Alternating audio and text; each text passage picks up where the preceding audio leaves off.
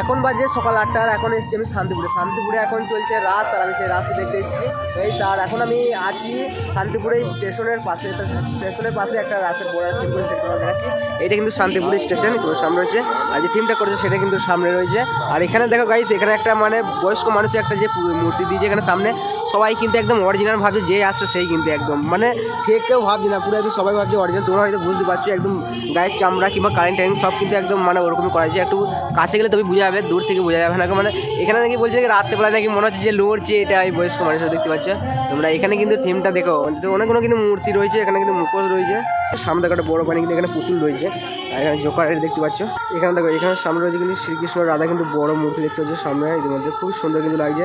এদিকে আছে দেখো নারায়ণ আর লক্ষ্মী, ওপরে কিন্তু বোম্বা রয়েছে। এইদিকে দেখো নারদমণি, তারপরে কিন্তু রয়েছে মহাদেব আর মা পার্বতী। এদিকে রয়েছে গণেশ। আচ্ছা, নিচে একটা মনে হচ্ছে কার্তিক এই দিকটা।